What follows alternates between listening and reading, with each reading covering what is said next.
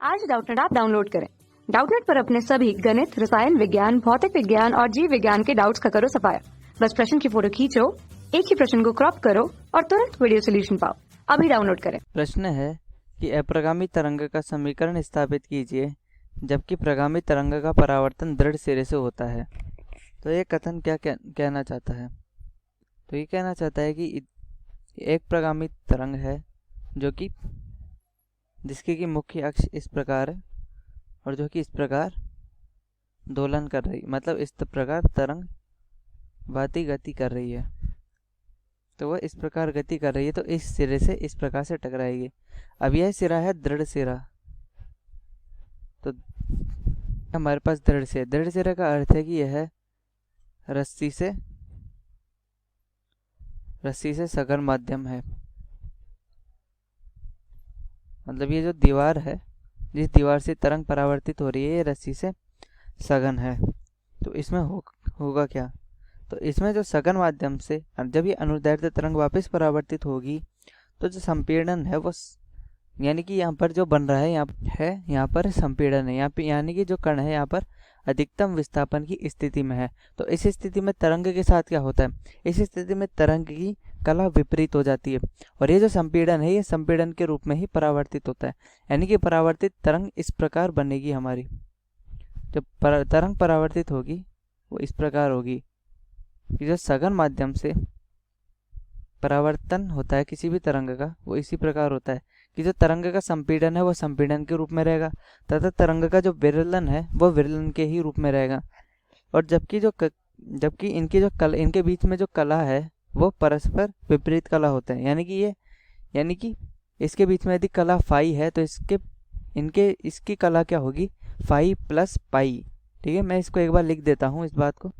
यहाँ पर मैंने लिख दिया है कि यदि सघन माध्यम से तरंग परावर्तित होती है तो संपीड़न की भांति तथा विरलन की भांति परावर्तित होती है।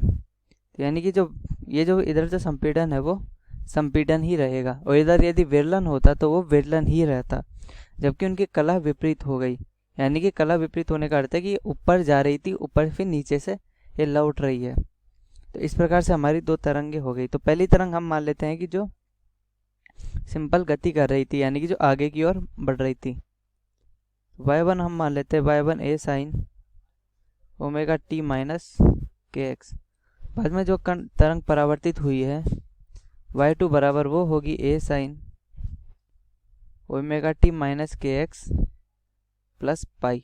ठीक है, प्लस पाई लिखो माइनस पाई लिखो, एक ही बात है, इनकी कला विपरीत ही रहेगी।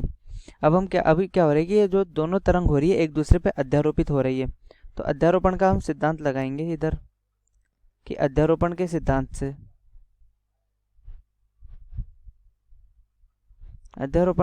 से क्या होगा कि जो परिणामी तरंग है y वो y1 प्लस y2 के बराबर होगी। तो हम y1 प्लस y2 दोनों कर देते हैं। तो यानी कि a, मैं इसको नीचे लिख देता हूँ,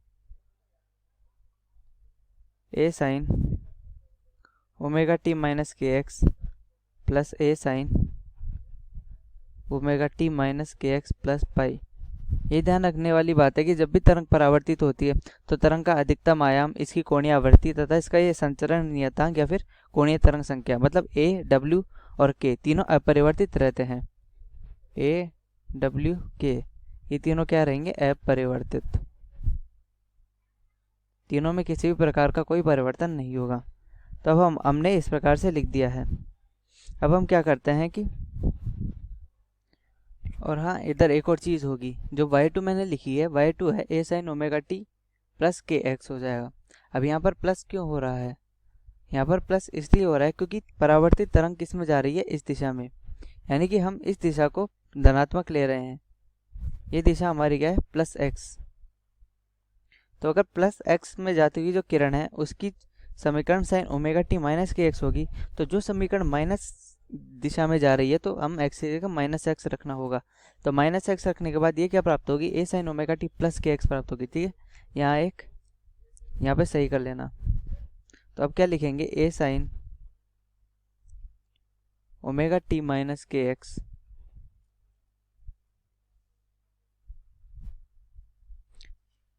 यहाँ पे क्या आएगा, माइनस ए साइन ओमेगा टी प्लस के एक्स। यहाँ पे माइनस क्यों आया, क्योंकि हम जानते हैं कि साइन थीटा प्लस पाई क्या होता है, ये माइनस साइन थीटा होता है, तो इसलिए हमने क्या रखा है, इधर माइनस ले आए। अब हम इसको खोलते हैं, जो sine omega T minus k x होता है, क्योंकि हम जानते हैं कि साइन ए प्लस पी और साइन ए प्लस माइनस पी के क्या क्या फॉर्मूले होते हैं। तो चूंकि साइन ए प्लस बी का क्या होता है, ये होता है sign A cos B plus cos A sine B, और साइन ए माइनस बी का क्या होता है, sign A cos B minus cos A sine B. ये हमारे पास फॉर्मूले हो गए। अब हम क्या करते हैं, अब हम इन दोनों को जोड़ देते हैं, नहीं माफ़ कीजिएगा, इन दोनों को हम घटाते हैं, क्योंकि प्रश्न में दिया है कि ये दोनों को, इन दोनों को हम घटा रहे हैं, तो कि इन दोनों को हम घटा देते हैं तो ये माइनस हो जाएगा, माइनस हो जाएगा और ये प्लस हो जाएगा। तो क्या लिखा जाएगा, साइन ए प्लस बी माइनस साइन ए माइनस बी। ये दोनों तो समान है तो एक दूसरे से कट जाएंगे, तो ये होगा 2 cos ए साइन बी। अब हम क्या रखते हैं, ए की जगह ओमेगा टी रख देते हैं और बी की जगह के एक्स रख देते हैं, तो हमारा उत्तर क्या बनेगा, ठीक है। ये हमने एक गणितीय प्रक्रम था जो कि इसको हल करने के लिए हमने लिखा था। तो हमारा आगे क्या बनेगा, ये y बराबर, ये तो कॉमन है ही दोनों में बराबर है, तो एक तरीके से कॉमन आ जाएगा, और इस हिसाब से बन जाएगा 2 cos ओमेगा टी साइन के एक्स। तो ये हमारी आ गई अप्रगामी तरंग की समीकरण, जो अप्रगामी तरंग इससे अनुसार बनने वाली है। यानी कि यदि एक तरंग चल रही हो और वो एक सघन माध्यम से परावर्तित होकर आ रही हो, तो उन दोनों से बनने वाली अप्रगामी तरंग इस प्रकार प्राप्त होगी। कक्षा 6 से 12वीं से लेकर नीट, IIT, JEE वो एडवांस के लेवल तक 1 करोड़ से ज्यादा छात्रों का भरोसा। आज ही डाउनलोड करें डाउटनेट ऐप या व्हाट्सएप करें अपने सारे डाउट्स 8400 400 400 पर।